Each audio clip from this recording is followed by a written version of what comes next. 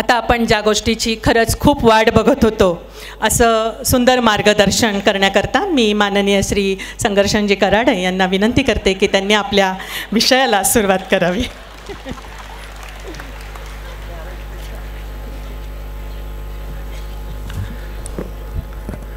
सत्कारातल्या शालीचं महत्त्व मला आज इतकं पटलंय आजपर्यंत असं वाटायचं या शाली का देतात, ह्याचा काय उपयोग आहे, त्या घरात पडून राहतात. पण आज जे काही त्याचा उपयोग मला कळाला. नमस्कार, माझं नाव संकर्षण कराडे. संकर्षणजी, व्याख्याते, अभिनेते असं मोठ्या मोठ्या लोकांनी आपल्याला म्हणणं म्हणजे मला असं इतकं तोंडात मारल्यासारखं होतं आमच्या परभणीच्या भाषेत. कारण मला अजूनही घरी गेल्यानंतर शंक्या चपला मागं काढून ठेव ही ऐकायची इतकी सवय आहे. परभणीत गेल्यावर तर करिअरमध्ये जेवढं आपण कमवतो ते एका क्षणात पाण उतारा करून परभणीमधला शंक्या कधी कादराबाद प्लॉटमध्ये फिरायला लागतो ते कळत नाही. हे सगळं होतं. पण अशा वेळेला व्याख्याते, संकर्षणजी, अभिनेते आणि त्यांनी हे केलं ते केलं असं म्हणायला लागलं की मला खूप दडपण येतं. तर हे ठीक आहे, हे दडपण जरा बाजूला सरूया. मावशी, तुम्ही फार छान निवेदन करताय केव्हापासून कार्यक्रम. अरे हसायला काय झालं, माझ्या सख्ख्या मावशीचं नाव स्वाती म्हणून मी त्यांना स्वाती मावशी असं म्हणालो. तुम्ही स्वाती मॅडम, तुम्ही फार सुंदर निवेदन करताय. माझी सख्खी मावशी, तिचं नावही स्वाती आहे आणि ती दिसतेही तुमच्यासारखी, म्हणून मी तुम्हाला आदराने मावशी म्हणालो. गैरसमज करायचं काही कारण नाही. आज खरं तर स्वानंद सर इथे मंचावरती बसलेले आहेत. त्यांना खूप महिन्यांपासून मला ऐकायचं होतं. मी त्यांच्याविषयी फक्त ऐकून होतो, भेटलोही पहिल्यांदाच. भेटल्या मला त्यांचा खूप हेवा वाटला. मी खूप जळलो आतल्या आत, जेलसी फील केली. का तर ते माझ्यापेक्षा छान बोलू शकतात म्हणून नाही, देवाने त्यांना किती छान केस दिलेत. माझं प्रकरण सध्या वेगळ्या मार्गाला आहे, त्याच्यामुळे असं वाटलं की यांचे असं आणि थोडे घेऊन जावे की काय घरी. पण ठीक आहे, देव त्यांना त्याही बाबतीत शब्द श्रीमंतीसारखी केसांची श्रीमंती देव आणि ती अबाधित राहू अशी आपण देवाकडे प्रार्थना करूया. आज आलेल्या सगळ्या सन्माननीय सदस्यांना, ज्येष्ठांना, मोठ्यांना, पहिल्या रांगेत आहेत, मागे आहेत, अशा सगळ्यांना मनापासून नमस्कार करतो. तुमचं जेवढं काम आहे, कर्तृत्व आहे, तेवढं माझं वय आहे. अजून तसं मी लहान आहे. लग्न लवकर झालं आहे माझं, वाघ सर, पण लग्न ठीक आहे, म्हणजे आता चुका होतात ना आपल्याकडून, त्याच्यात काही नव्याने सांगायची काही गरज नाही. माझं मूळ गाव आहे परभणी. तसे आम्ही आंबेजोगाईचे आहोत, पण परभणीत माझं शालेय शिक्षण आणि कॉलेज वगैरे सगळं झालं. आज मी आत्ता ही सगळी चित्रफीत पाहत होतो कैलासवासी भाऊंच्या आयुष्यावरती, आणि मला खूप राहून असं वाटलं की या एवढ्या मोठ्या सेलिब्रिटीला मला भेटता का नाही आलं, जो सामान्यांमधला सेलिब्रिटी होता. मी या कार्यक्रमाला किंवा या संस्थेत यायला 3 वर्ष उशीर केला असं मला फार मनापासून वाटलं. कारण त्यांची भेट घेतली असती तर कदाचित मी अजून वेगळा पद्धतीने प्रोग्रेस करू शकलो असतो. असं हे व्यक्तिमत्व होतं, किंबहुना आजही ते आपल्यात आहेत असं आपण मानूया. किती सुंदर. पण त्यांच्याकडे बघितल्यानंतर मला अजून एक वाटलं, त्यात ती फ्रेम पाहिल्यावर अजून वाटलं, बघा शेवटी मी नट आहे, वाघ सर. नटाला कायम आपल्याला मिळणाऱ्या भूमिकांची हाव असते, मला हे काम मिळावं, मला ते काम मिळावं. आणि मला मनापासून असं वाटलं की कैलासवासी भाऊंचा फोटो पाहून की त्यांच्या आयुष्यावर जर कधी सिनेमा आला, मी थोडं वजन कमी केलं ना, मी त्यांच्या नक्की भूमिकेला सूट होईन आणि न्याय देईन असं मला फार मनापासून वाटलं. हो की नाही? कारण ते सरळ नाक, त्यांचे साधे डोळे. माझी आई मला म्हणते तुझं नाक सरळ आहे, तुझे डोळे खूप साधे आहेत. तर माझ्यातल्या नटाने तेही हेरलं की खरंच कैलास, कारण त्यांचं व्यक्तिमत्व, त्यांचं जीवनचरित्र, त्यांचा अभ्यास, त्यांचा व्यासंग, त्यांची माणसं जोडण्याची कला, त्यांचा हा परिवार खरंच एखाद्या सिनेमापटापेक्षा काही कमी नाही आहे. हे पाहताना मला राहून वाटलं. त्यांच्याकडे पाहिल्यानंतर किंवा त्यांच्याविषयी माहिती घेतल्यानंतर मला एक फार छान ओळी सुचतात की वायदे करीती हजारो पाळणारे शोधतो. वायदे बोलतात खूप, वायदे करीती हजारो पाळणारे शोधतो, माणसाला माणसागत मानणारे शोधतो. बोलणारे वायदे करीती हजारो, स्वानंद सर, वायदे करीती हजारो पाळणारे शोधतो, माणसाला माणसागत मानणारे शोधतो. बोलणारे भेटले, ऐकणारे भेटले, बोलल्याविण अंतरीचे जाणणारे शोधतो. आणि सगळ्यात महत्त्वाची ओळ की 2 मागता 4 मिळती, सुख असता सोबती. सुख असताना काय कोणी चिकटतो हो आपल्याला, पण 2 मागता 4 मिळती, सुख असता सोबती, दुःख दिसता ही जरासे, थांबणारे शोधतो, वायदे करीती हजारो, पाळणारे शोधतो. तर मला असं वाटतं की सामाजिक क्षेत्रामध्ये, कृषी क्षेत्रामध्ये, शैक्षणिक क्षेत्रामध्ये खरं तर आपण म्हणतो की एखाद्या माणसाचं खूप मोठं काम असलं, आज मी वाघ परिवाराचं, वाघ कुटुंबाचं हे काम पाहिलं. मी आज परफॉर्मिंग आर्ट्सच्या कॉलेजलाही जाण्याची मला संधी मिळाली, मी याही कॉलेजमध्ये बरंच फिरलो. पण वाघ परिवाराचा या सगळ्या क्षेत्रांमध्ये सिंहाचा वाटा आहे असं म्हणायला खरंच माझं मन धजावतं आणि मला आनंद होतो, कारण ज्या पद्धतीने त्यांनी काम केलं आहे ते फार कमालीचं आहे आणि फार निस्वार्थी भावनेने केलं आहे. चला आपल्या आजच्या विषयाकडे वळूया. उद्याचे आपण, उद्याचे आम्ही आणि उद्याचे तुम्ही. काय बोलायचं स्वानंद सर? खरंच आदर्श आपल्या समोर आहेत, कारण ज्या पद्धतीने बघा, साधी गोष्ट आहे, आपण काय पेरतो ते उगवतं, हे आपल्याला या संस्थेतून येताना सुद्धा मला शिकायला मिळतंय. वाघ सरांकडे पाहून शिकायला मिळतं. मी परभणीचं आहे हे सांगण्यामागचं कारण असं की लहानपणी एकदा मी 4-5 वर्षांचा असताना एका रंगमंदिरात गेलो आणि पडदा बाजूला झाला. मी माझ्या आईच्या मांडीवरती बसलो होतो. मी अचंबित झालो. मी माझ्या आईला म्हणलं, अगं आई, स्टेजवरती दिसणारं हे सोफा, टी व्ही, कपाट, घड्याळ सगळं आपल्या घरातलंच आहे. तर माझी आई मला म्हणाली, थोडं थांब बाळा, जो माणूस येईल तोही आपल्या घरातलाच आहे. मी म्हणलं म्हणजे? ती म्हणे तुझा बापच काम करतो.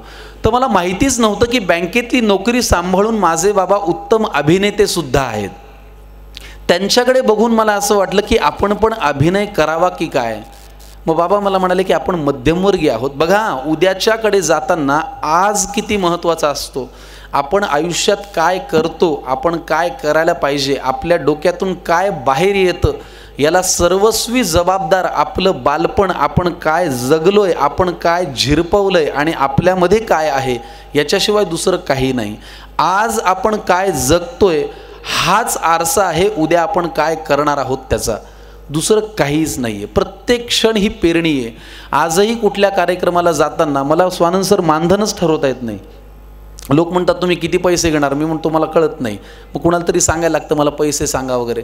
तर आमचे बाबा मला कायम हे शिकवतात की कधीही लक्षात ठेव, जोपर्यंत तुला असं वाटत नाही की तू एक जागा हासिल केलेली आहेस, तिथपर्यंत पोचलायस, तोपर्यंत प्रत्येक क्षण, प्रत्येक काम, प्रत्येक ठिकाण हे पेरणीचं काम आहे, दुसरं काहीच नाही. ही पेरणीच पुढे आपल्यासाठी मोठा वटवृक्ष होऊन आपल्याला सावली देईल, असं माझं मत आहे.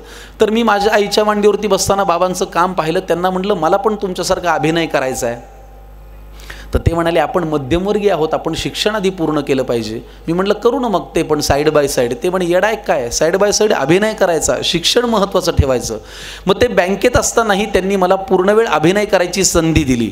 पण त्यांनी मला पहिल्यांदा जे शिकवलं, मला लोक म्हणतात की अहो काम करताना, बोलताना किंवा कविता सादर करताना तुमचे उच्चार खूप चांगले आहेत. तर माझ्या बाबांनी जे माझ्याकडून पाठ करून घेतलं, जे मला शिकवलं, त्याच्यामुळे मला बोलता छान येतं काम करताना, असं लोक म्हणतात. मी अजून म्हणत नाही.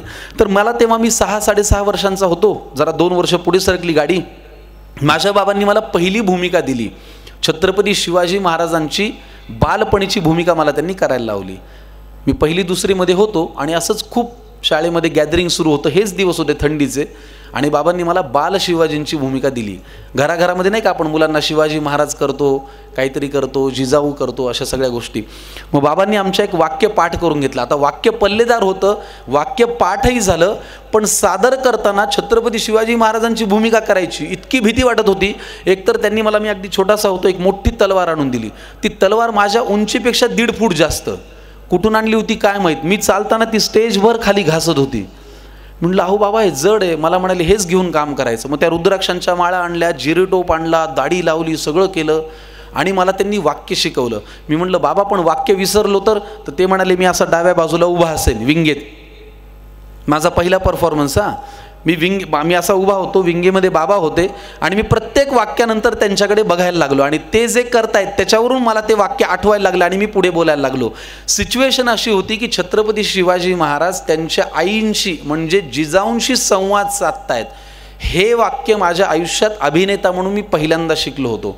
आणि संवाद होता की माँसाहेब आपली इच्छा हीच आपली आज्ञा आणि आपल्या आज्ञेचे पालन करणे हे तर आमचे कर्तव्य.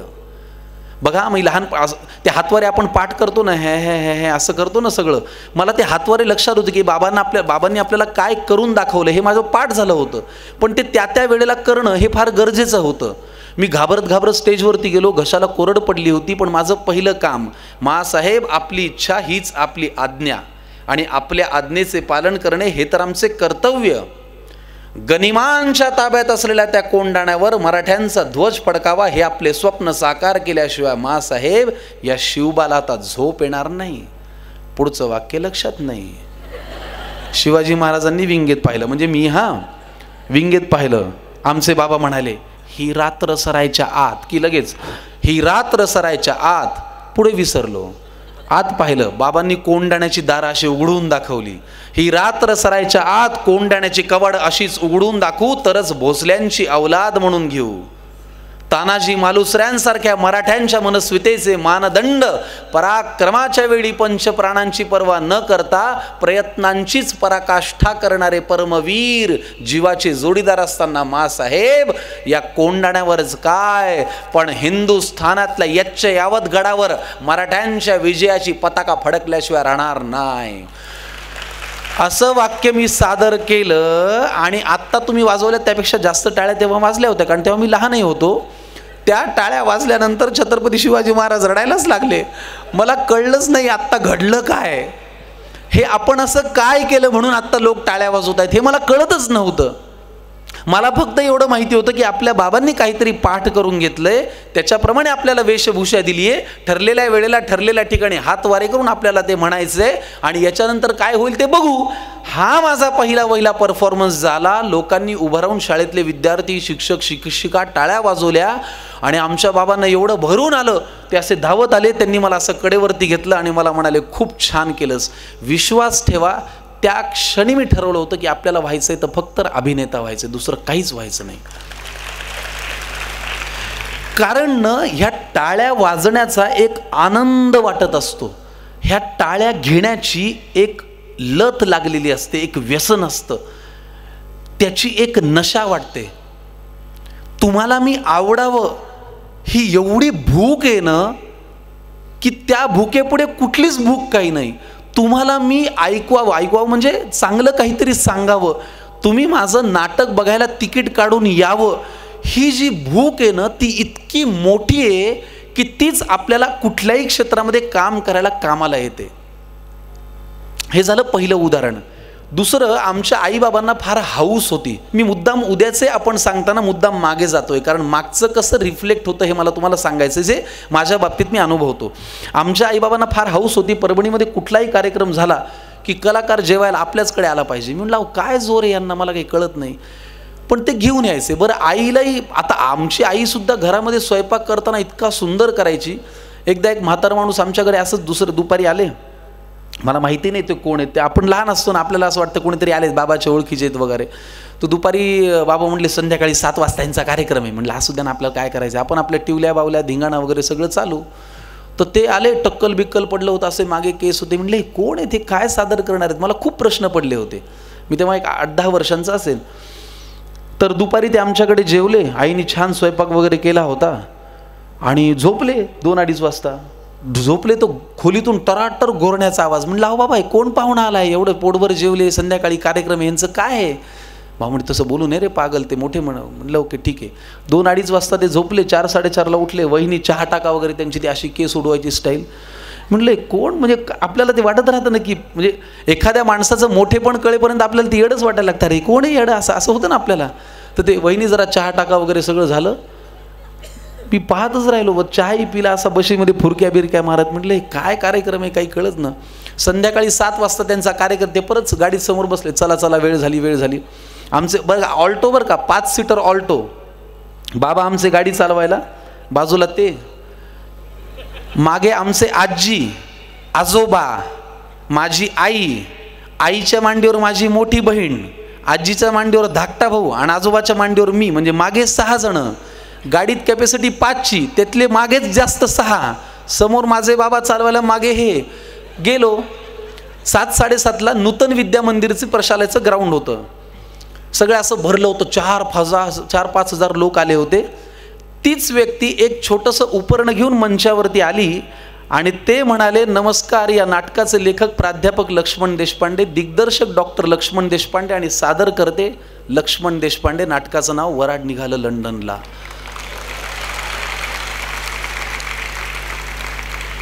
मी हे ऐकलं आणि आत्ता जशा तुम्ही टाळ्या वाजवल्यात ना, विश्वास ठेवा त्यांच्या त्या एंट्रीला आणि 3 वेळेला स्वतःचंच नाव वेगळ्या पद्धतीने सांगण्याच्या लकबीला, स्टाईलला 3 ते 4 मिनिट लोक फक्त टाळ्या वाजवत होते. मी असा पहिल्या रांगेत बसलो होतो, असं धुळीचे लोट उठले होते. मी उठलो आणि मी मागे पाहिलं. मी म्हटलं, असं आत्ता काय झालं?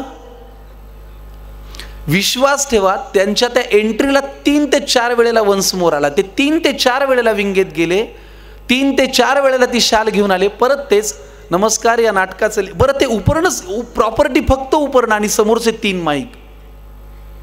या नाटकाचे लेखक प्राध्यापक लक्ष्मण देशपांडे, दिग्दर्शक डॉक्टर लक्ष्मण देशपांडे आणि सादर करते लक्ष्मण देशपांडे. नाटकाचं नाव वऱ्हाड निघालं लंडनला. या क्षणांनी मला न कीक बसली आहे. मला असं वाटतं की उद्या जेव्हा मी एखादी गोष्ट सादर करण्यासाठी मंचावरती येईन तेव्हा सांगावं लागू नये की आज आपल्याकडे संकर्षणजी आलेले आहेत आणि ते व्याख्यान देणार आहेत, वाजवा टाळ्या. काहीच गरज नाही. संकर्षणजींनी यावं, संकर्षणजींनी काहीतरी बोलावं आणि तुम्हाला मनापासून असं वाटावं की अरे याच्या बोलण्यावरती आपण टाळ्या वाजवाव्या. ही भूक आहे आणि ही न थांबणारी, न शमणारी भूक आहे. आणि ह्या क्षेत्रामध्ये किंवा कुठल्याही क्षेत्रामध्ये आज मी भाऊंचाही जेव्हा परिचय वाचत होतो, ही समाजासाठी काहीतरी करण्याची भूक आहे. ती आगच पाहिजे आणि ती आग अशी काडेपिटीच्या काडीसारखी लावली आणि आग अशी नाही, ती आगच पाहिजे.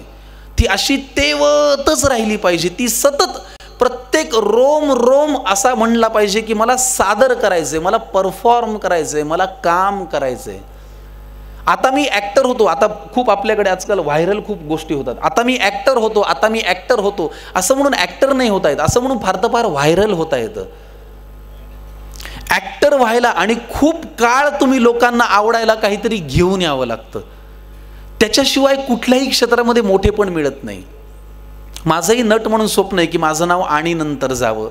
आणि काशीनाथ घाणेकर आणि प्रशांत दामले, तसं नाटकामध्ये आणि संकर्षण कराडे व्हावं असं मलाही वाटतं.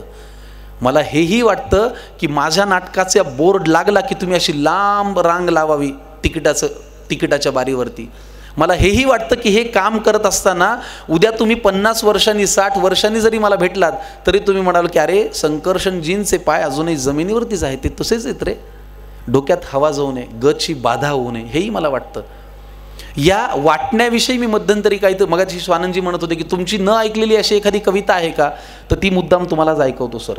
की अभिनेता कसा जन्माला येतो किंवा अभिनेत्याला काय वाटत असतं. फक्त ही कविता जर तुम्हाला पटली, आवडली आणि तसं व्हावंसं वाटलं तर कवितेच्या शेवटी टाळी वाजवून तथास्तु म्हणायला विसरू नका, कारण त्याच्यावरती माझा पुढचा प्रवास उद्याचा संकर्षण ठरणार आहे. बघा मी असं लिहिलं होतं की अभिनयाची आग अनपुण्याई येते कामाला.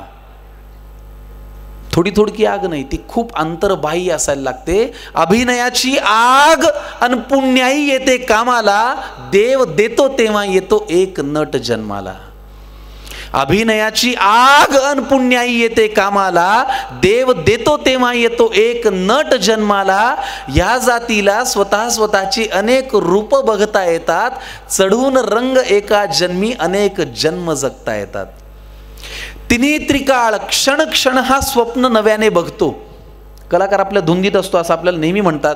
तिन्ही त्रिकाळ क्षण क्षण हा स्वप्न नव्याने बघतो, एक नट देवाकडे सांगतो काय मागतो की जगातलं सगळं चांगलं काम माझ्याकडे यावं. सगळे चांगले रूप आपल्याला मिळावे असं वाटतं ना, की जगातलं सगळं चांगलं काम माझ्याकडे यावं, अनुभवानं माझं नाव आणि नंतर जावं.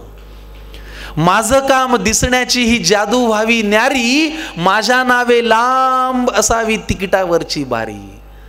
मला पाहता नवतरुणींच्या गाली यावी लाली. हेही वाटत असतं बरं का मनापासून की मला पाहता नवतरुणींच्या गाली यावी लाली, पाऊल पडता मंचावरती कडा अडून मग टाळी.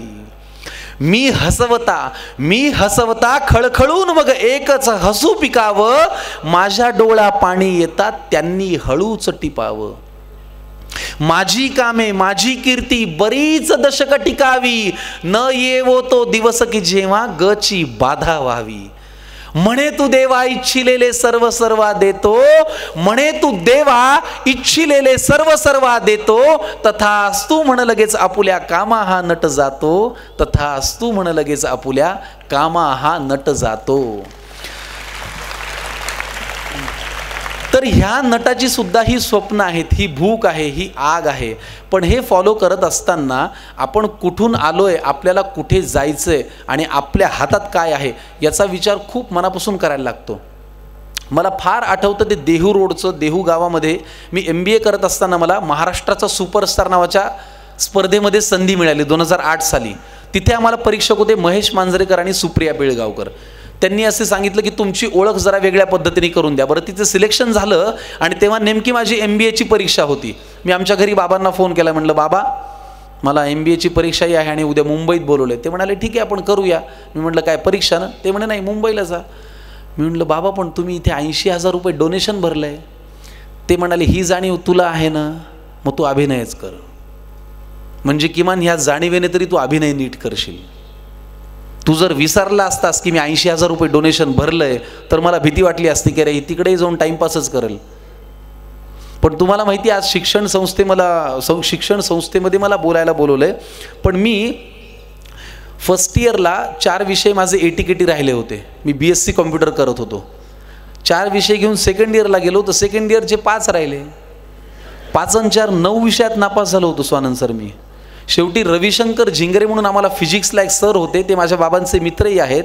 तर त्यांनी एकदा मला पॅथॉलॉजी आपली ती लॅब असते ना फिजिक्सची लॅब, ती सगळी रिकामी झाल्यावर मला ते म्हणले जरा तू एकटाच थांब. मला वाटलं आपल्याकडून खूप प्रॅक्टिकल वगैरे करून घेतात काय की. तर मी घाबरलो जरा. म्हटलं काय सर काय राहिलं का प्रॅक्टिकल? प्रॅक्टिकल नाही म्हणले, थेरी राहिली, जरा समोर बस. मी म्हटलं झालं काय? ते ना परेशान झाले. त्यांनी असं डोकं बिकत सोडलं. मला म्हणे अरे मूर्खा 9 विषय राहावे का बे? आमच्या परभणीच्या भाषेत बे मायला वगैरे असं म्हणतात ना सहज. आमचे बाबा आमच्या ताईला दाखवायच्या कार्यक्रमातही म्हणले होते मायला फोडान सुपारी. ते पाहुणे चिडले होते. ते म्हणे मायला बैठक मोडेपर्यंत गेलं होतं. शेवटी सांगावं लागलं की अहो ते मायला सहज म्हणतात. ते म्हणे अहो कुठेही म्हणा निवान व्यायासमोर ते म्हणू नका ना, मायला फोडा सुपारी असं म्हणतात का काय कुठं? तर बे मायला हे आमच्याकडे खूप सहज येऊन जातं. तर मला म्हणले अबे तुझे 9 विषय राहिले ना बे. मला म्हणे तू, म्हणलं सर मला ना असं करावंसंच वाटत नाही. ते म्हणे तू पागल आहे काय? बापानं 35,000 रुपये फीस भरली ना. मला सांग तू एखाद्या पिक्चरला गेलोस किती रुपये तिकीट आहे बाल्कनीचं? तेव्हा 40 रुपये होतं. म्हटलं आमच्या परभणीला 40 रुपये आहे सर आपल्या परभणीला. तर ते म्हटले मग तू अर्ध्यातूनच पिक्चर नाही आवडला तर परत येतोस काय? म्हटलं नाही येत. मी म्हटलं, ते म्हणाले का? मी म्हटलं अहो सर 40 रुपये भरले ना. मग ते म्हणे येड्या बापानी 35,000 रुपये भरले ना, मग ते भरलेत म्हणून तरी नीट शिक ना. मला इतकं ते जिव्हारी लागलं. पण दुर्दैवाने कर्मधर्म संयोगाने त्याच वेळेला राज्यनाट्य स्पर्धेची अंतिम फेरी आली आणि आमचं नाटक अंतिम फेरीला गेलं होतं. मी म्हटलं आता काय करावं? पण तुम्हाला खरं सांगतो ते 3-4 महिने मी इतकं मन लावून काम केलं नाटकातही आणि शिक्षणातही की 3rd इयरला बरं का वाघ सर 3rd इयरला माझी अख्खी डिग्री डिस्टिंक्शनमध्ये मी काढली आणि त्या वर्षी मला राज्यनाट्याचं रौप्य पदक मिळालं. तर मुद्दा असा की ते सगळं विसरून केल्याशिवाय काही उद्या नीट होत नाही आणि त्या सगळ्याची जाणीव असल्याशिवाय काही उद्या नीट होत नाही. आजही कुठलंही काम सुरू करताना, कुठलंही शूटिंग सुरू करताना नाटकाला 3 बेल होतात. दुसरी बेल झाली की पहिला फोन मी माझ्या वडिलांना करतो, बाबा प्रयोग सुरू करतोय. आत्ताही चालत असताना बाबा आता कार्यक्रम सुरू होतोय. ते म्हणतात मन लावून कर. कारण काय, आपण कुठून आलोय, आपण कुठे जाणार आहोत आणि आपल्याकडे काय आहे याच्यावरतीच आपला उद्या ठरणार आहे. आणि हे कुठल्याही वयाला लागू आहे. कुठल्याही वयाला जरुरी नाही की आपण शिक्षण घेत असतानाच हे फॉलो केलं पाहिजे, अभिनय क्षेत्रातच केलं पाहिजे. 2008 साली जेव्हा ती स्पर्धा आली तेव्हा महेश मांजरेकर आणि सुप्रियाताई पिळगावकर होत्या परीक्षक. त्यांनी आम्हाला सांगितलं की तुमची ओळख वेगळ्या पद्धतीने करून द्या. आता आपल्याला काय येत होतं? काहीच नाही. मी तेव्हा नवीन गेलो होतो मुंबईमध्ये. पण मी विचार केला की आपला प्रवास आपण ह्या मगाशी ज्या म्हणाला ना जगात जर्मनी भारतात परभणी, आपण कुठून आलोय त्याचा जरा अंदाज घेऊया आणि काहीतरी सादर करायचा प्रयत्न करूया.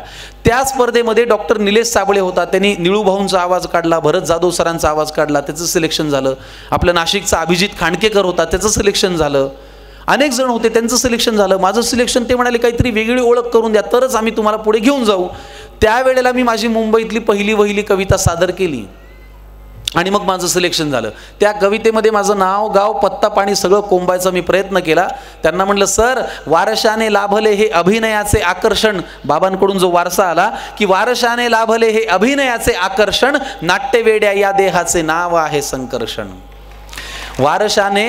वारशाने लाभले हे अभिनयाचे आकर्षण, नाट्यवेड्या या देहाचे नाव आहे संकर्षण. उमजेल असेच काव्य लिखाण अन सप्तसुरांची जाण आहे, रंगभूमीत श्वास माझा अभिनयातही प्राण आहे. मग आता स्पर्धा झी मराठीची होती, त्यांचंही कौतुक करणं आलं, म्हणजे हात चुकला माझा, त्यांचंही कौतुक करणं आलं असं म्हणायला पाहिजे, हो की नाही. पुढे असं लिहिलं की वारशाने लाभले हे अभिनयाचे आकर्षण, नाट्यवेड्या या देहाचे नाव आहे संकर्षण. उमजेल असेच काव्य लिखाण अन सप्तसुरांची जाण आहे, रंगभूमीत श्वास माझा अभिनयातही प्राण आहे. झी मराठी चालविते ही अभिनयाची नवी पर्वणी, गावोगावी आले कुणी गेले कुणी टिकले कुणी, गाव माझे सांगतो ऐका जरा ओळी तुनी, फार पूर्वी बोलले कुणी जगात जर्मनी भारतात परभणी. दिली ठोकून ओळख. पण लक्षात होतं की आपल्याकडे काय आहे, आपण काय सादर करू शकतो. आणि मग ते म्हणले हां हे जरा काहीतरी वेगळं प्रकरण आहे, याचं सिलेक्शन करा. पण मग हे वेगळे पण दाखवा. आणि आता काय आहे, मला नेहमी असं वाटतं, मी नेहमी विचार करतो की आपल्याकडे उद्या काय आहे. पूर्वी आपण नेहमी ऐकायचो, असं म्हणायचो की 2 डगरीवरती पाय ठेवू नये, तोंडावर पडायची वेळ येते. पण आजचा काळ बदलला आहे असं मला फार प्रामाणिकपणे असं वाटतं. आज 2 नाही 4 नाही 5ही डगरींवरती पाय ठेवले तरी कमी आहे. कुणी सांगितलं होतं अभिनय करायला मुंबईत गेलेल्या संकर्षणला व्याख्यानाचे पैसे मिळतील म्हणून? असंही असतं ना. बघा तुम्ही कुठलं दुकान उघडलंय, कधी कधी तेही महत्त्वाचं असतं, आणि तुमच्या दुकानातून कुणाला काय हवंय हेही महत्त्वाचं असतं. त्यामुळे कुठल्याही क्षेत्रात काम करा, काहीतरी पॅरलल पाहिजे. आमचे प्रशांत दामले नेहमी म्हणतात की आता मी एक दुकान उघडले आणि याच्यामध्ये मी फक्त साबणच ठेवणार, तर साबणाचंच गिराईक होईल, त्याचा काय उपयोग आहे. कोणीतरी शॅम्पू न्यायला येतं, कोणीतरी दूध न्यायला येतं, कोणीतरी गहू न्यायला येतं. तसं मुंबईत गेल्यानंतर मला मुंबईने हे शिकवलं की इथे काम करत असताना मी फक्त अभिनयच करीन, या कक्षा माझ्या मी जर आखूड ठेवल्या तर माझ्याकडे येणारं कामही आखूडच राहील. तुम्ही निवेदन करता का? हो मी निवेदन करतो. तुम्ही गाणं लिहिता का? हो मी गाणं लिहितो. तुम्ही कविता करता का? तो हो मी कविता करू शकतो. तुम्ही दिग्दर्शन करता का? तो हो. आज आपल्या दुकानामध्ये काय जास्त ठेवता येईल याचा विचार आपण केलाच पाहिजे, आणि हे शोधलं आपण पाहिजेच, तरच आपल्या उद्या दुकानामध्ये कोण गिऱ्हाईक येईल हे ठरणार आहे. लोकांना असं वाटतं की नाट्य क्षेत्रामध्ये काय ग्लॅमर आहे, नाटकामध्ये काय पैसा आहे. पण विश्वास ठेवा, मी गेली 5-6 वर्ष मन लावून फक्त नाटकात काम करतो आणि माझं काहीही अडत नाही. आजही जेव्हा कोथरूडला किंवा बालगंधर्वला किंवा इथे कालिदासला प्रयोग लागतो आणि मी माझ्या गाडीतून येतो, लोक उभे असतात, अरे संकर्षण कराडे ते नाटकवाले आलेत. नाटकामध्ये सुद्धा ग्लॅमर आहे, पण तुम्हाला तुमच्यातलं काय द्यायचं आहे, तुम्हाला तुमच्या दुकानात काय काय वस्तू ठेवायच्या आहेत याचं छान ऑर्गनाईज करता आल्या पाहिजेत, आणि ते उद्या आपल्याला कामाला येणार आहे असा माझा विश्वास आहे. त्याच्यामुळे आज मी फक्त या प्रमाणामध्ये कुठल्या गोष्टी काढायच्या आहेत याचं मी आत्ता भान ठेवलेलं आहे, किंवा ठेवावं असं मला वाटतं. एक व्याख्यान किंवा आज या कार्यक्रमात मी खरं तर कधी व्याख्यानाला गेलो नाही, माझी पहिलीच वेळ आहे. ह्याला मी बोलतोय त्याला व्याख्यान म्हणतात का? मला वाटत नाही, तुम्ही म्हणाला तर तुमचा मोठेपणा. पण मुद्दा असा की आज जर आपल्याला कोणी एका वेगळ्या कामासाठी बोलवतंय तर त्याचं प्रमाण किती असावं. म्हणजे मला परवा मी आत्ता स्वानंद सरांना सांगत होतो, एका इंटरव्ह्यूमध्ये मला प्रश्न विचारला की संकर्षण सर तुमचं आम्ही नियम अटी लागू 3 तासाचं नाटक पाहतो, जे तुम्ही लिहिलंय, ज्यात तुम्ही काम पण करता, पण नाटकाच्या शेवटी जेव्हा प्रेक्षक उभे राहतात आणि तुम्हाला म्हणतात की सर एखादी कविता ऐकवा, तेव्हा तुम्हाला असं वाटतं का की तुमच्यातल्या अभिनेत्याच्या इमेजवरती तुमच्यातल्या कवीची इमेज हावी झाली? तर मी त्यांना असं म्हणलं, हे बघा 50 नाही 100 रुपयाची पाणीपुरी खाल्ली तरी फुकटातली सुकीपुरी मागणाऱ्यांचा आपला देश आहे. त्याच्यामुळे 1000 काय 2000चंही तिकीट काढून तुम्ही नाटक पाहिलं तरी सर एक कविता असं लोक म्हणतातच. त्याला करायचं काय? पण ठीक आहे, उद्या जर लोक असं म्हणले नाही नाही त्याच्या नाटका बिटकाला काही जाऊ नका, अभिनय ठीक आहे, कविता चांगलं करते, तर धोक्याची सूचना आहे. पण तुम्ही जर असं म्हणत असाल की नाही नाही त्याचं नाटकही पाहायला पाहिजे, त्यांनी चांगलं लिहिलं, काम चांगलं करतोय, आणि तुमच्या नाटकालाही गर्दी होत असेल, आणि मग तुम्हाला एखादा काम कवितेचं एखादं काम बोलण्याचं मिळत असेल तर हरकत नाही. याचं प्रमाण मी ठरवलंय की असे कार्यक्रम किती करायचे आणि नाटकातलं काम किती करायचे, कारण ते ठरवणार आहे की उद्या माझी इमेज तुमच्या मनात काय असणार आहे.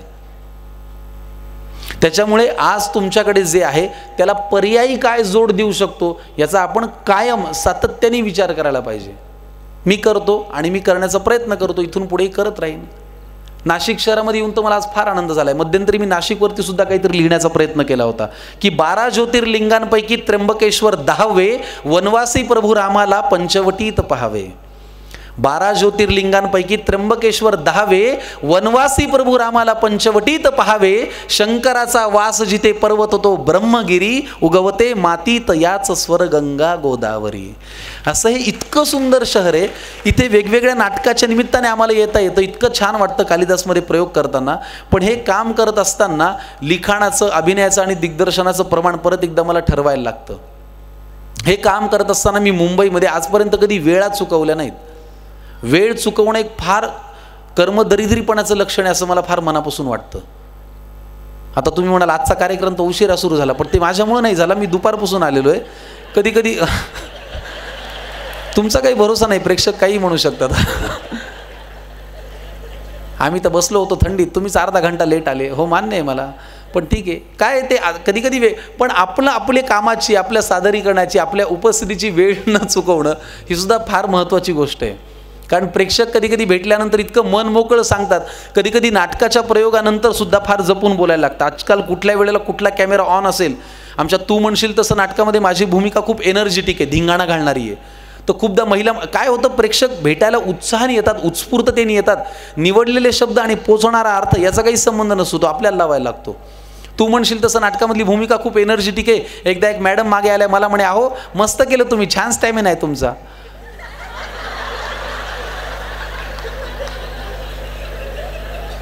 आपले वेगळेच इंडिकेटर लागतात.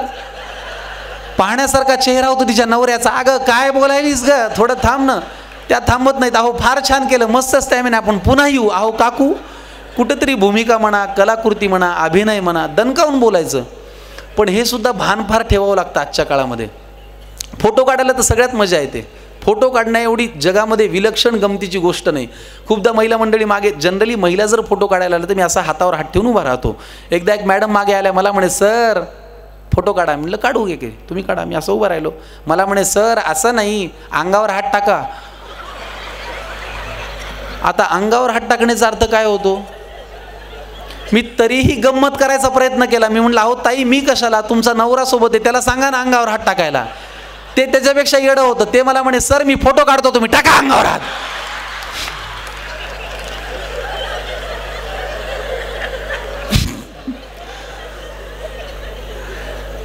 अशाही गमती जमती आमच्या क्षेत्रामध्ये घडत असतात. पण ह्या गमती जमतीच्या वेळेला आज मी किती सावध राहतो हे उद्या मला ठरवणार आहे की माझ्याकडे उद्या प्रेक्षक.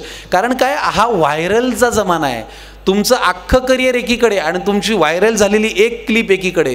त्याच्यामुळे व्हायरल होणाऱ्या या कुठल्याही, तुम्हाला काय जाते व्हायरल झालेली कविता फुकटात बघायला. बाथरूममध्ये बघून तुम्ही म्हणता ना, आईची कविता लय चांगली, अरे तुम्ही बाथरूममध्ये बसून का.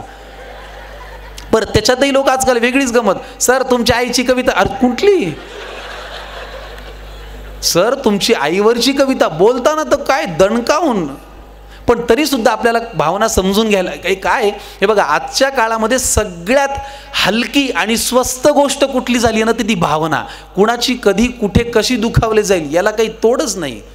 कशाहीवरून दुखावल्या गेल्या भावना की दुखावल्या गेल्या भावना. अरे तसा उद्देश होता का. पण त्यावेळेला म्हणता येत नाही की अहो तुमच्या आईची कविता म्हणजे काय, तुमची आईवरची कविता. अहो मला कळलं, तुमच्या आईवरची कविता. बरोबर आहे, बरोबर आहे. एकदा मी मॉलवरती थांबलो होतो, एक सर मला आले, सर तुम्ही परवा त्या ह्या कार्यक्रमात होते ना, हाला चवा येऊ द्या.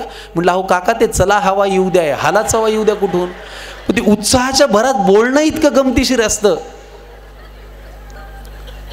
त्याच्यातूनही खूपदा गमती जमती होतात, त्याच्याही वरती लिहावंसं वाटतं. कारण हे प्रेक्षक उद्या वर्षानुवर्ष मला सांभाळणार आहेत, यांच्या जीवावरती मला काम करायचं आहे. त्याच्यामुळे माझं ठाम मत आहे की इथे जो कार्यक्रम घडतो ना, तो काहीच नाही. याच्यानंतर जो प्रेक्षक भेटींचा कार्यक्रम घडतो तो फार इंटरेस्टिंग असतो.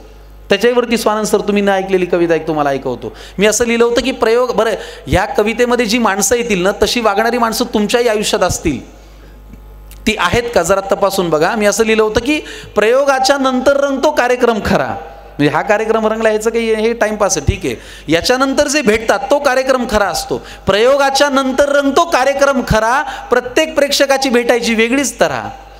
काही त्यांच्या प्रेमाचं मला रौद्र रूप दावतात, कमावलेली सगळी ताकद त्या शेकहँडमध्येच लावतात. खूप लोकांना सवय असते, अरे बरं वाटलं भेटून, अरे बरं वाटलं, माझा जीव घेतो काय माझा.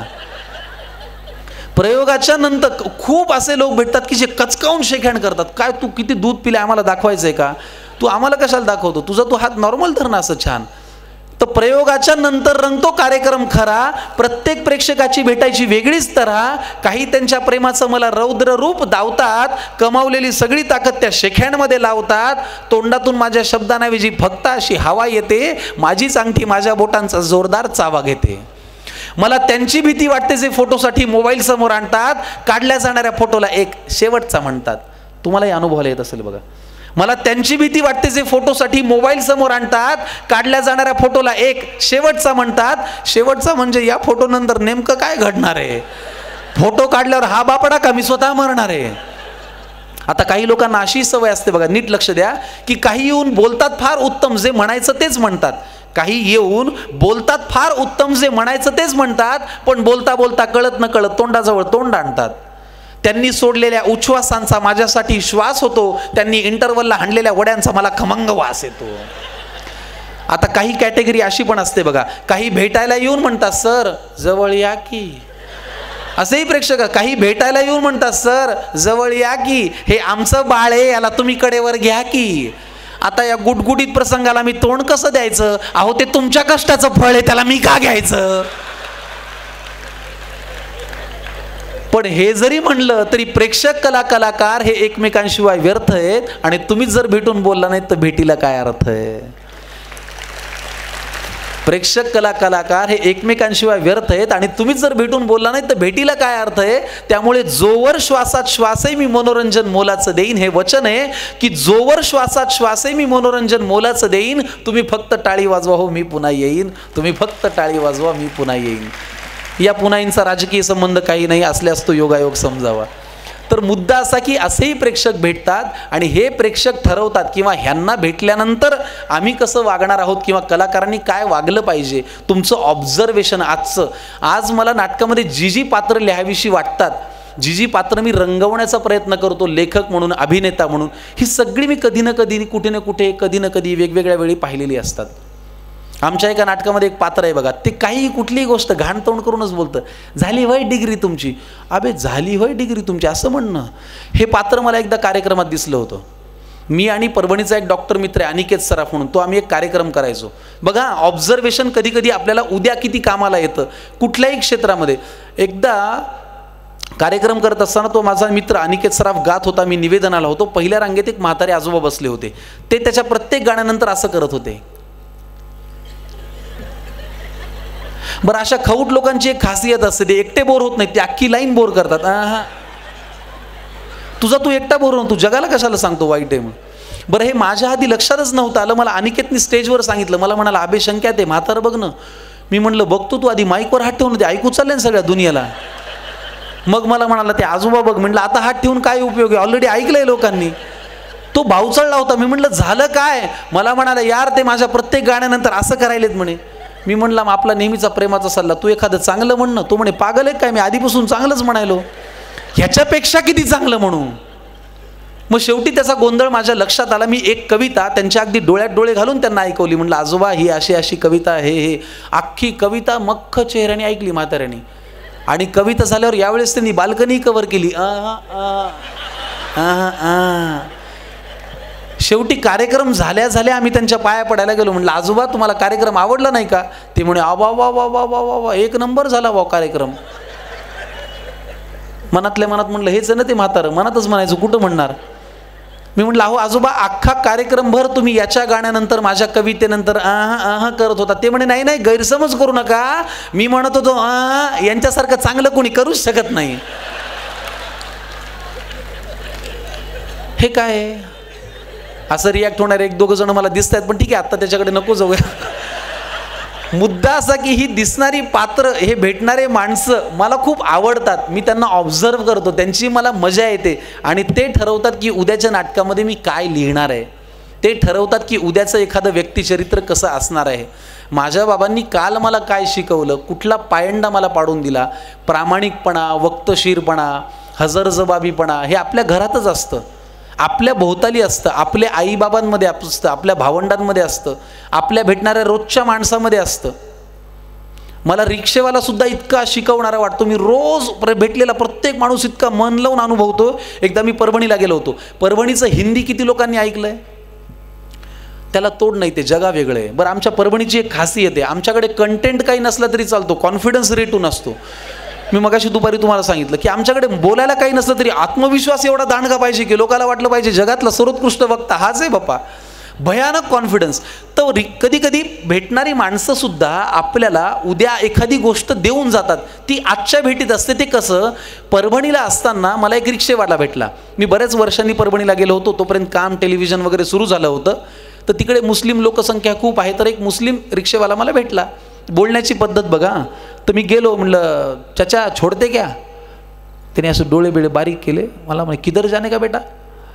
तर म्हणलो कादराबाद प्लॉट जाना, उधर रहते हम. अच्छा अच्छा, बैठो गाडी में. बसलो. मी म्हणलं चाचा एक आपलं आस्था असते ना आपल्या गावाविषयी. मी म्हणलं चाचा क्या बोडी परभणी. क्या बोडी परभणी म्हणजे काय म्हणते आपलं गाव, परभणी काय म्हणते, सगळं बरं आहे का. तर माझ्या क्या बोडी परभणीवरती त्यांनी मला असं खालीवर पाहिलं. मला म्हणे बेटा कितने साल पहिले छोड़ के गए थे. तर म्हणलं चाचा हो गए 6-7 साल. तो कुछच नाही बोडी, जिधर छोड़ के गए थे उधरीच आहे बोले आपली परभणी. हे त्यांनी इतक्या सहजपणे मला सांगितलं, इतक्या बोली भाषेत सांगितलं. पण त्याही बोलण्यामध्ये एक विनोद आहे, त्याही बोलण्यामध्ये एक शैली आहे. ही पात्र रोजच्या आयुष्यातली कधीतरी कुठेतरी काम करताना एक नट म्हणून, एक सांगताना, लिहिताना कामाला येतात. कुठल्याही क्षेत्रामध्ये ही माणसं रोज भेटत असतात. माणसांनी एवढं वाचण्यासारखं दुसरं काहीच नाही. हे वैद्यकीय क्षेत्रातही मला एकदा अनुभवायला आलं होतं. आमच्या बाबांच्या एकदा छातीत दुखलं. आम्ही परभणीच्या डॉक्टरकडे गेलो. तो डॉक्टरनी घाबरून सोडलं. बरं, त्यांनी उत्तरही असं दिलं. ते म्हणले आत्ताचं ECG नॉर्मल आहे, पण तुम्हाला पूर्वी कधीतरी काहीतरी होऊन गेलं आहे. ते म्हणले अहो काहीतरी काय, मला 3 पोरं होऊन गेले, आता काय सांग. ते म्हणले अहो तसं नाही हो, तुम्हाला छातीमध्ये काहीतरी होऊन गेलं आहे म्हणे. तर आमचे बाबा घाबरले. आता कोण घाबरणार नाही, पूर्वी काहीतरी होऊन गेलं आहे, ह्याला काय चॅलेंज आहे. आम्ही सगळेच घाबरलो. मग आम्ही त्या हायकोर्टने निघालो औरंगाबादकडे जायला. औरंगाबादच्या एका मोठ्या डॉक्टरची अपॉइंटमेंट मिळाली, सहस्त्रबुद्धे, ते कार्डिओलॉजिस्ट वगैरे. मुद्दा बघा ऑब्झर्वेशनचा. तर आमचे बाबा तर एवढं ते काहीतरी होऊन गेलं म्हणलं, मफलर बिफलर गुंडाळली, अख्ख्या ट्रेनमध्ये अशी छाती बिती जवळ आणून म्हणलं अहो बाबा होऊन गेलं, आता काय एवढं टेन्शन घ्यायचं आहे, अजून तर काही होईन ना तुम्हाला. नाही म्हणले, पण ते होऊन गेलं म्हणले. म्हणलं अहो मग आता काय कुरवाळून किती बसला. आम्ही औरंगाबादला गेलो, डॉक्टरच्या केबिनमध्ये बसलो. त्यांना जाऊन सांगितलं की अहो परभणीला असं असं झालं, ECG काढला आणि ते म्हणले की तुम्हाला कधीतरी काहीतरी होऊन गेलं आहे. त्यांनी फाईल फाडून टाकली. ते म्हणले अहो तुमचं वय काय. आमचे वडील म्हणले 47. तेव्हाची गोष्ट, 47. त्यांनी फाईल फाडली. ते म्हणले घरी जाओ, काय माझा वेळ वाया घालू नका आणि तुमचाही घालू नका. ते म्हणले नाही पण मला थोडं कसं कसं झालं. ते म्हणले तुमचं कसं कसं ठेवा तुमच्याकडं. पेशंट दाराचा हँडल कसा उघडतो, कसा चालत येतो, कसा बसतो आणि कुठल्या श्वासामध्ये बोलतो, याच्यावरूनही आम्हाला कळतं की या पेशंटला काय झालेलं आहे. तुम्हाला काहीच झालेलं नाही. तर क्षेत्र कुठलंही असो, माणसं वाचणं हे फार महत्त्वाचं आहे. आमच्या क्षेत्रात तर दर दिवशी माणसं वाचायला मिळतात. प्रेक्षकाच्या रूपात, दिग्दर्शकाच्या रूपात, सहकलाकाराच्या रूपात, अभिनेत्याच्या रूपात. आणि त्याची एवढी मजा येते, ते तुम्हाला डेव्हलप करत असतं. ते मला दर दिवशी वेगळं काहीतरी शिकवून जातं. घरामधून येतं ते, तुम्ही ऑब्झर्व करता ते. तिसरं, माझं वाचनावरती फार विश्वास आहे. इतका विश्वास आहे की वाचनासारखं दुसरं काहीच नाही. मध्यंतरी जावेद अख्तरांची एक मुलाखत मी ऐकत होतो. त्याच्यात त्यांना विचारलं की खूप लोक आजकाल मुलाखत घेताना प्रश्न विचारतात, you know what I mean. तर ते म्हणले I don't know what you mean. तू मला सांग तुला काय म्हणायचं आहे. म्हणजे तुम्हाला कळलं ना मला काय म्हणायचं. नाही कळलं आम्हाला, तू सांग तुझ्या शब्दात. जावेद अख्तरांनी त्याच्यात एक वाक्य फार छान वापरलं की तुम्ही वाचलेले सगळे शब्द हे तुमच्या घराच्या विटांप्रमाणे काम करतात. तुम्ही जेवढे शब्द वाचाल तेवढा तुमचा बंगला मोठा. हे वाचलेले शब्द कधीतरी कुठेतरी तुमचे मित्र होऊन तुमच्या मदतीला उभे राहतात आणि तुम्हाला एक छान पल्लेदार वाक्य म्हणायला ते तुमची मदत करतात. मध्यंतरी देवा झिंजाडांचं एक फार सुंदर मी पुस्तक वाचलं, ती 1 भाकर 3 चुली. मी त्याच्याविषयी लिहिलं सुद्धा होतं. त्याच्यामध्ये इतकं सुंदर पत्र शेवटी आई त्या मुलाला लिहिते. ती आई त्या मुलाला लिहिते की बाळा तू परगावी जाऊन शिक्षण घेतोयस, एक काम कर, परक्या गावामध्ये तुझं आपलं कोणी नाही आहे. जेव्हा दुसऱ्या गावाला जाऊन प्रगती करायची असते तेव्हा एकच सूत्र पाळावं, पोटात शिरून राहा.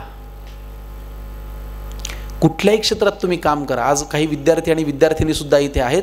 जेव्हा आपण कुठेतरी जाऊन स्वप्न घेऊन कुटुंबाचं आपलं स्वप्न घेऊन काम करायचा प्रयत्न करत असतो, तेव्हा खरंच आपल्याला कितीही गोष्टी नाही पटल्या तरी पोटात शिरूनच राहावं लागतं. माझ्या क्षेत्रात काम करताना तुम्हाला असं वाटतं का की सगळ्यांना आनंद होत असेल? संकर्षण कराड्याची 3 नाटकं चालू आहेत किंवा त्याच्या कविता लोकांपर्यंत पोचतात. त्रास असतो, वाईट वाटत असतं, खुपत असतं, ते आपल्याला ओळखावं लागतं. पण अशाही वेळेला आपल्याला त्याही माणसाच्या पोटात शिरूनच राहावं लागतं, दुसरा पर्याय नाही. कारण मी माझ्या मनाशी खूण गाठ बांधली आहे की मला 600 किलोमीटर परत परभणीला माझ्या गावाला जायचं नाही आणि ते मी जाणार नाही. आणि ते न जाण्यासाठी हे पोटात शिरून राहणं फार माझ्या कामाला येतं. त्यातनं ठरतं की उद्या आपला प्रवास कसा होणार आहे. क्षेत्र कुठलंही असो, हे सूत्र फार महत्त्वाचं आहे. मग आज कॉम्पिटिशन एवढी वाढलेली आहे. मी मध्यंतरी एक संवाद लिहिला होता आई आणि मुलाचा. मला सुद्धा घरी गेल्यानंतर असं होतं की आई, आज मला ह्या कलाकाराचा त्रास झाला, आज हा कलाकार मला असं म्हणला, आज इथं हे वाटलं. पण त्याच्यावरती काय होतं की आपल्या घरच्यांकडे व्यक्त होण्याशिवाय आपल्याकडे दुसरा काही पर्याय नाही. कारण त्यांच्या इतकं आपल्याला सांभाळूनही कोणी घेत नाही. त्याच्यामुळे कुटुंबही फार महत्त्वाचं आहे. तुम्ही कितीही बाहेर माती का, तुम्ही कितीही चुका, सरते शेवटी तुम्हाला घरी आल्यानंतर जो आधार मिळतो तो घरचाच आधार असतो. हे मला माझ्या क्षेत्रात काम करताना रोज जाणवतं. तुम्ही कितीही सेलिब्रिटी व्हा, घरी आल्यानंतर जेव्हा आमची आई म्हणते घे पानं वाढून, तेव्हा मला असं वाटतं की हां, हे कमावलेलं सगळं संपलं, आपण मुळात हे आहोत. धपाधप पाय आपटत एक लेकरू घरी आलं, वस्तूंची फेकाफेकी करत घरामध्ये गेलं. आज तुमच्या घरात जर तुम्हाला काही मुलांना सल्ला द्यायचा असेल तर तो या ओळीमध्ये आहे असं मला वाटतं. तुम्ही नीट ऐका. आई आणि मुलाचा हा संवाद आहे की धपाधप पाय आपटत एक लेकरू घरी आलं, वस्तूंची फेकाफेकी करत घरामध्ये गेलं. तिने सांजेची वेळ, रात्र झाली नव्हती, आई अशीच देवासमोर दिवा लावित होती. जगासमोर जे चालत नव्हतं ते घरामध्ये मात्र चाललं. बाहेर जे बोलता येत नव्हतं ते लेकरू आईसमोर बोललं. म्हणाला, खोटारडी आहेस तू आई, खोट्या मार्गावर चाललीस, आजपर्यंत माझ्याशी तू खोटच बोललीस. आशीर्वाद देताना काय म्हणतेस की माझं काहीच अडणार नाही आणि माझ्या बाबतीत कधीच काही वाईट मुळी घडणार नाही. आईपासून काय लपतंय तिच्या लक्षात आलं. तिने बाळाला घोटभर पाणी प्यायला दिलं. हुंदक्यांमधून वाट काढत पाणी पोटात गेलं. आई म्हणाली, आता सांग तुला काय झालं? तो म्हणाला, लोक आई विचित्र झालेत फार, सतत सगळे माझ्यावरती खाऊन असतात खार. त्यांच्या त्या अशांत अस्वस्थ नजरा मला कळतात, जाणवतं मला माझ्यावरती ते खूप खूप जळतात. बरं, माझ्याविषयी माझ्या माघारी बोलतात लोकांजवळ, मी पुढे जातोय ना माझा का पोटात यांच्या कळ? बरं, वाईट याचं वाटतं की या वाईट लोकांचा एक संघ झालाय आणि मी वाईट वागत नसून यांनी मला बाजूला केलाय. आई म्हणाली, बाळा तुला माझा प्रश्नच नाही कळला. मी तुला काय झालं म्हणाले, तू त्यांचा त्रास सांगितला. सोडून दे ना तुझ्यावरती ते रुसतायत का हसतायत, कारण तुला पूर्ण करायची स्वप्न ही तुझ्याच डोळ्यांना दिसतायत. त्यामुळे तुझ्या अपयशाची लोक पाहतायत ती सगळी स्वप्ने खोटी कर. तुझ्या अपयशाची लोक पाहतायत ती सगळी स्वप्ने खोटी कर. दुसऱ्यांची रेघ पुसण्यापेक्षा तू स्वतःची मोठी कर. आणि हे केलंस तर तुझं खरंच काही अडणार नाही. आणि आई आजही तेच म्हणेल, माझ्या बाळाचं वाईट काही घडणार नाही.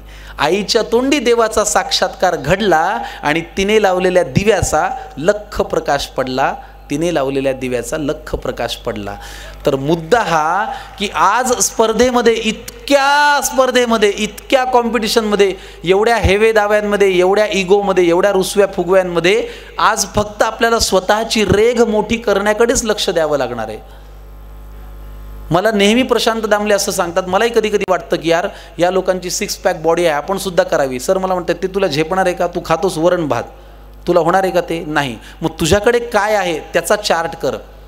मला आलेल्या विद्यार्थ्यांना हे सांगावंसं वाटेल की आज तुम्हाला जर असं वाटत असेल की अरे त्याला हे जास्त आहे, तर खरंच एक चार्ट करा की त्याच्यापेक्षा तुमच्याकडे काय जास्त आहे. आणि मी जेव्हा त्या पारड्यामध्ये माझे वेगवेगळ्या गोष्टी लिहितो, माझा कुटुंबाचा आधार लिहितो, कविता लिहितो, अभिनय लिहितो, लेखन लिहितो, निवेदन लिहितो, तेव्हा असं मला वाटतं की चला 6 पॅक बॉडी नसली तरी आपण 6 वेगवेगळ्या अंगांनी प्रेक्षकांचं मनोरंजन करायचा प्रयत्न करू शकतो. आपल्याकडे काय आहे त्याचं ताऊन सुलाकून अभ्यास केला आणि सिंहावलोकन केलं तर आपण उद्या काय करू शकतो याचा अंदाज आपल्याला येऊ शकतो.